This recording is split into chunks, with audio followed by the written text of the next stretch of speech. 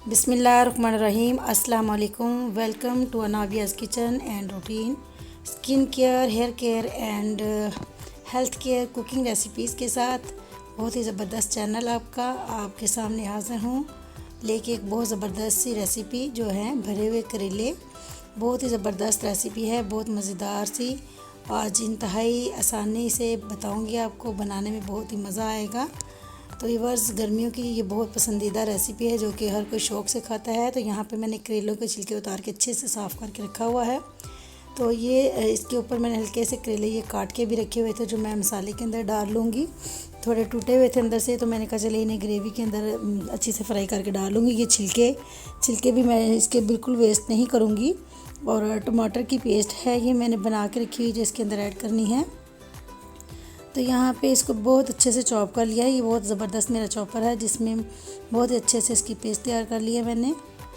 तो इसके बाद यहाँ पे हमें चाहिए होंगे प्याज चॉप किए हुए। मैंने ये भी अच्छे से चॉप करके रख लिए हैं। चाहे तो आप मोटे मोटे काट लें जैसे लंबाई में होते हैं। ये हरी मिर्च और अदरक का पेस्ट है। और यहाँ पे ये मुझे बेसन चाहिए होगा इसकी जो मिक्सिंग में। और ये बीज हैं, इसके बीज भी मैंने बिल्कुल ज़ाया नहीं करने। और बिल्कुल ये अनारदाना मैंने अच्छे से पीस के रखा हुआ है।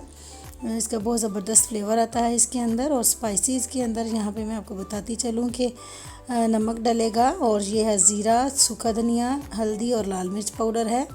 ये स्पाइसेस सिंपल से इसके अंदर स्पाइसेस ये जाएंगे। और दाल मैंने पहले से बॉईल की हुई थी। देखिए बहुत ज़्यादा मैंने इसे पकाया नहीं है, बस ऐसे कि उंगली पे हमारे अच्छे से मैश हो रही है। और इसको मैं चॉपर में डालकर अच्छे से चॉप कर लेती हूँ ताकि इसका अच्छे से मिक्सचर बने हमारा जो कि इसके अंदर करेलों के अंदर हमने ऐड करना है। अगर अच्छे से आप चनों को ऐसे पीस कर उसके अंदर बाकी स्पाइसेस आप डाल लेंगे।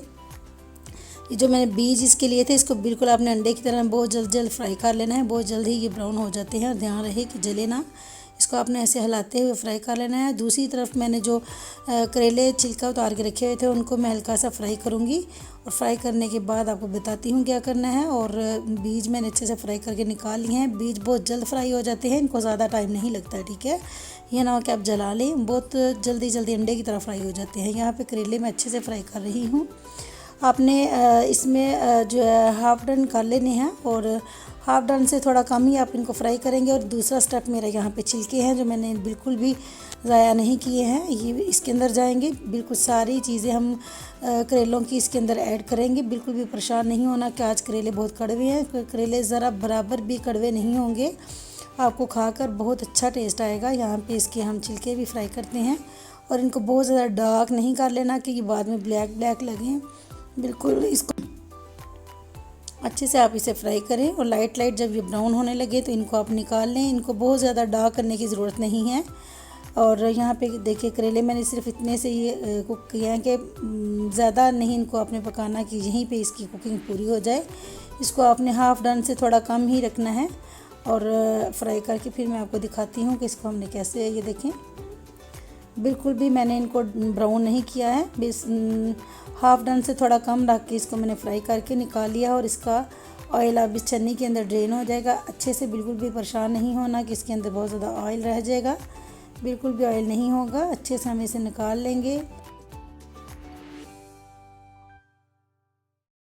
दबाकर जब ऑयल निकल जाए, इसे कुछ देर के लिए रखेंगे तो ये सारा ऑयल ही इसके अंदर से अलग हो जाएगा। ये देखें जो मैंने रखा था उसके अंदर से सारा ऑयल जो था वो हमारा निकल चुका है। ऐसे करके आप टेढ़ा करके देखें, प्लेट के अंदर जितना ऑयल था वो हमने कढ़ाई के अंदर डाल दिया है।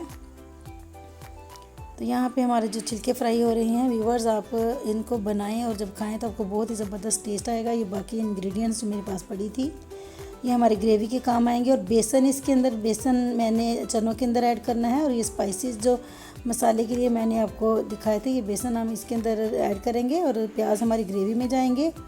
और अनारदाना कुछ मैं ग्रेवी में डालूंगी और कुछ मैं चनों के अंदर ऐड करूंगी। तो मैंने अच्छे से मिक्स करके बेसन और स्पाइसेस को ऐड करके तो फिलिंग कर ली है करेलों की। क्योंकि लंबा प्रोसीजर होता है तो टाइम लग जाता है, तो ये आपके सामने मैं दिखा देती हूँ।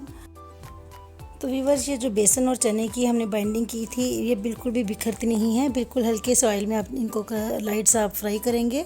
और ये देखिए जो मैंने बीज इसके ब्राउन फ्राई किए थे बिल्कुल लाइट शेड में। और छिलके भी बिल्कुल ग्रीन ही है, डार्क कलर के नहीं हुए। तो प्याज तो मैं एक साइड पे पहले रखती हूँ। सबसे पहले तो आपको बताती चलूँ कि थोड़े से ऑयल के अंदर आपने करेलों को अच्छे से ब्राउन कर लेना है। तो ये बहुत ही ज़बरदस्त आपके करेले तैयार हैं और बस आपने लाइट सा भी इनको फ्राई करना है और आसानी से ये कम ऑयल में भी आपके हो जाएंगे फ्राई। इसके अंदर बेसन डाला है तो बिल्कुल भी ये बिखरेंगे नहीं। और ग्रेवी जो है बिल्कुल नॉर्मल सालन की तरह आपने तैयार करनी है। प्याज को ब्राउन करने के बाद आपने उसके अंदर बाकी जो इसके इंग्रेडिएंट्स हैं, इसी के अंदर ग्रेवी के अंदर ही मैं इसके बीज और छिलके भी ऐड करूँगी। जो हमारा इस करेलों की ग्रेवी होगी ना, सालन बनेगा, उसके अंदर ही हम ये छिलके और बीज ऐड करेंगे। प्याज ब्राउन होने के बाद यहाँ पे फिर आपने टमाटर और हरी ये मिर्च और लहसुन अदरक रखा हुआ है। चाहे तो मर्ज़ी है लहसुन अदरक डालें या ना डालें। तो मैंने ये सारी इंग्रेडिएंट्स डाल के वही स्पाइसेस दोबारा डाल के भून के अच्छे से तो इन्हें स्टीम लगा दिया था ताकि जल्दी से मेरी हंडिया तैयार हो जाए।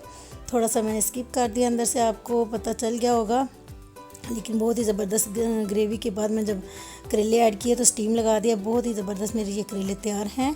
तो आई होप आज की रेसिपी ये आपको बहुत ही पसंद आने वाली है। प्लीज़ आप इसे ट्राई करें और बिल्कुल परेशान ना हो कि आपके करेले कड़वे बनेंगे। बिल्कुल भी कड़वे नहीं बनेंगे। हालांकि मुझे थोड़ा थोड़ा करेला कड़वा हो तो मज़ा आता है, लेकिन अल्हम्दुलिल्लाह ये करेले बिल्कुल भी कड़वे नहीं होते। बिल्कुल परेशान हुए बगैर आज की रेसिपी आप बना सकते हैं। तो आई होप आज की ये रेसिपी आपको बहुत ही पसंद आई होगी।